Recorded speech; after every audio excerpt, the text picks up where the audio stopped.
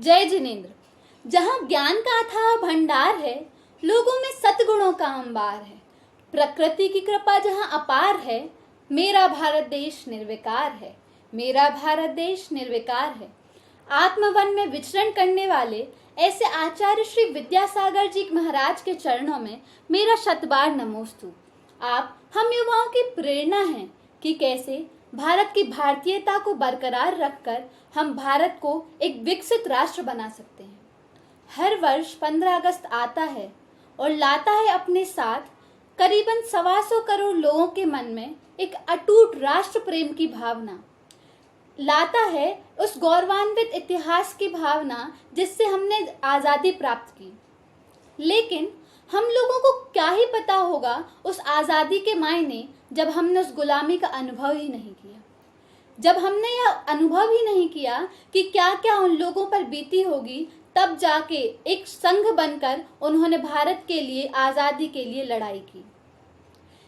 इसके लिए हमें जानना चाहिए कि हमारा इतिहास क्या है। किसी ने बहुत खूब कहा है कि जिसने अपने इतिहास को नहीं जाना वह इतिहास को जानता है तब जब वह इतिहास उसके साथ दोबारा दोहराता है खुद को। यदि हमें अपने इतिहास को जानना है तो हमें जानना होगा कि हमारे भारत के कितना धनाढ्य था और कैसे उस सभ्य भारत को असभ्य बनाया गया कुछ चंद गोरों के द्वारा। सन 1600 ईस्वी की बात है जब चंद गोरे भारत आते हैं और यह दावा करते हैं कि हम आए हैं आपकी बर्बर असभ्य समाज को सभ्य बनाने के लिए। कितना खोखला दावा था ना ये, कि वो सभ्य लोग हमारी जो असभ्य समाज है उसको सभ्य बनाने आए हैं। लगता है वो भूल चुके थे कि हम ही भारत की प्राचीनतम सभ्यता थे। वह भूल चुके थे कि हम ही सोने की चिड़िया कहलाते थे, वही सोने की चिड़िया जिसको आकर्षित किया उन साम्राज्यवादी देशों को भारत में आने के लिए। हम ही वह देश हैं जिसने जिस देश ने पूरे विश्व को सिखाया शांति का पाठ, अमन का पाठ। और वे देश, ऐसे साम्राज्यवादी देश, हमें सिखाने आए थे कि हम सभ्य कैसे हों। कितनी असंभित होने की बात है यह। हम उनके आने के पूर्व हमारी भारत की जीडीपी पूरे विश्व की जीडीपी का 27% भाग एकत्रित करती थी।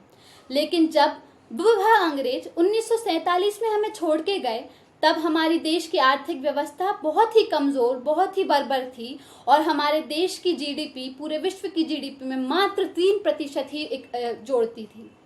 सोचिए कि कहाँ से हमें अर्श से फर्श पर लाकर खड़ा कर दिया इन गोरे अंग्रेजों ने, और कहते थे हमें सभ्य बनाने आए हैं। और इन्हीं अंग्रेजों के कुछ इकोनॉमिस्ट अर्थात अर्थशास्त्री अपनी किताबों में लिखते हैं कि आज हमारा भारत निर्धनों का धनी देश है। मतलब हमारे भारत में इतने निर्धन हैं कि हम उसी के धनी देश हैं। और ये यह बताना तो भूल ही गए हैं कि इसके कारण मात्र वे अंग्रेज ही हैं जिन्होंने हमें निर्धनों का धनी देश बनाया। इस बात को और वजन देने के लिए मैं इस पुस्तक में से एक वाक्यांश आपके समक्ष प्रस्तुत करना चाहती हूँ। पुस्तक के लेखक एक यात्रा वृतांत का विवरण करते हैं। किसकी यात्रा वृतांत? Edward Terry. तो वह एडवर्ड टेरी के मत के अनुसार वह लिखते हैं कि एडवर्ड टेरी का कहना था कि मुझे नहीं पता कि यूरोप से भारत देश में कैसे धन आता है, लेकिन मैं इतना ज़रूर जानता हूँ कि जिस प्रकार सारी नदियाँ सागर की तरफ बहती हैं, ठीक उसी प्रकार यूरोप के चांदी के नाले भारत की ओर बहते हैं। यही प्रमाण है कि हमारा भारत देश धनी था, धनाढ्य था और आर्थिक रूप से समृद्ध था। इस भारत देश से सूती वस्त्रों का, ढाका के मलमल का, छींट का, लौह इस्पात का आयात किया जाता था यूरोप के, एशिया के अन्य देशों में, और उससे भारत बहुत पैसा कमाता था। सोना चांदी भारत में बहता था। यहाँ का हर एक व्यक्ति एक धनी व्यक्ति हुआ करता था। और इसी कारण हम कहते हैं कि हमारा भारत सोने की चिड़िया कहलाता था। और ये गोरे अंग्रेज आए और हमारे भारत को लूट कर इतना बर्बर बना के चले गए कि आज हमें इन चीज़ों की सीख लेनी पड़ रही है कि हम कैसे फिर से अपने कदमों पर खड़े हो सकें।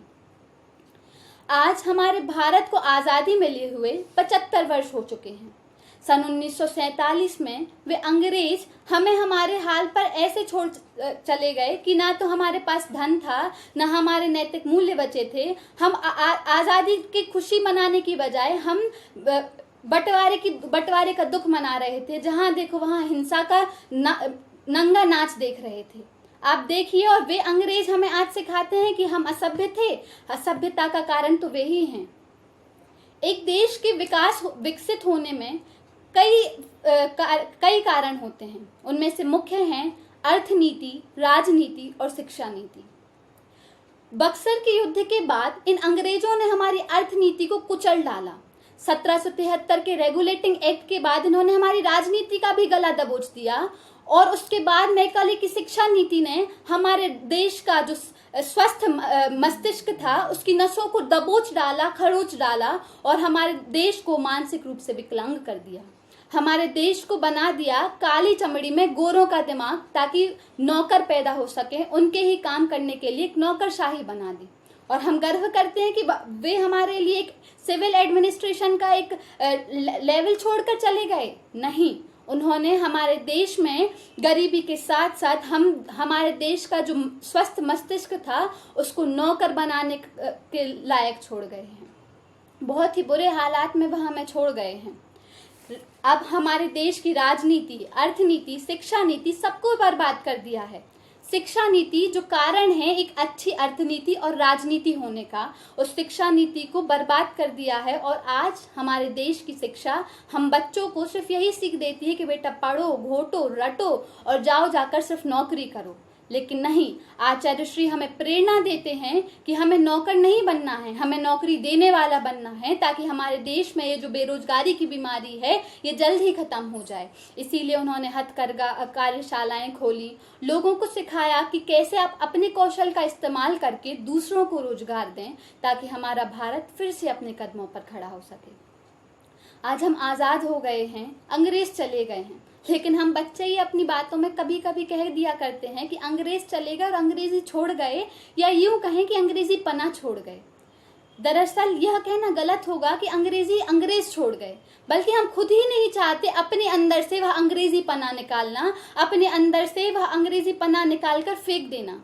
उस अंग्रेजी पना ने हमने अपने अंदर बैठा के रखा है, और अपने ही अंदर की जो खूबियां थी, अपने नैतिक विचार थे, उनका गला दबोचा है हमने खुद। इसके जिम्मेदार हम स्वयं हैं।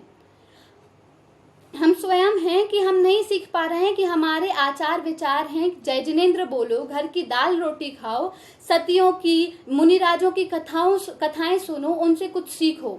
हम सीख रहे हैं, हमारे लिए अब उन सबसे ज़्यादा अहम है कि hello Mrs Frankly, how are you, no I would like to eat pizza, या फिर I just love listening the story of Harry Potters. ये कहाँ से आ गया? उन चीज़ों को कहाँ से इसने रिप्लेस कर दिया कि हम तो सत्य और मुनियों की कहानी सुनने वाले बच्चे हैं, उनसे प्रेरणा लेकर सत्य और अहिंसा के मार्ग पर चलने वाले बच्चे हैं। खैर, यदि हमने अपने भारतीय मूल्यों को ध्यान में नहीं दिया तो यही हमने तब भी भारतीय मूल्यों पर ध्यान नहीं दिया था, और 200 साल तक कड़े शोषण का हमने अनुभव किया, कड़ा शोषण सहा। और यदि हम आज भी इन चीज़ों पर ध्यान नहीं देंगे, अपने भारतीय मूल्यों पर ध्यान नहीं देंगे, तो हो सकता है हम आगे भी वैसे ही किसी औपनिवेशिकवाद के शोषण हो सकें और हमें फिर से वही कुछ झेलना पड़े। अभी भी वक्त है, गेंद हमारी पाली में। यदि हमने सही एंगल में, सही ताकत से, सही डायरेक्शन में उस बॉल को हिट किया तो ज़रूर हमारा गोल सही डायरेक्शन में जाएगा, और हमारे देश एक सही डायरेक्शन में जाकर एक विकसित देश बन पाएगा, और फिर से हमारा देश अपने कदमों पर खड़ा होकर पूरे अहम से, पूरे गर्व से कहेगा कि भारत माता की जय, अहिंसा परमो धर्म की जय, परस्पर उपग्रहो जीवानाम की जय। यही हमारा धर्म हमें सिखाता है कि अहिंसा, परस्पर उपकार करना, इन पर चलकर ही हम अपने देश का आर्थिक, राजनैतिक, शैक्षिक विकास कर सकते हैं, और इस वक्त हमें यह करना बहुत ही आवश्यक है। इन्हीं नेक विचारों के साथ कि हम अपने मूल्यों को समझेंगे और उन पर कायम रहेंगे, और एक दिन हमारे देश की जो भारतीयता के मूल्य हैं वह फिर से जीवित होंगे। अपनी वाणी को यहीं विराम देना चाहूँगी। अहिंसा परमो धर्म की जय।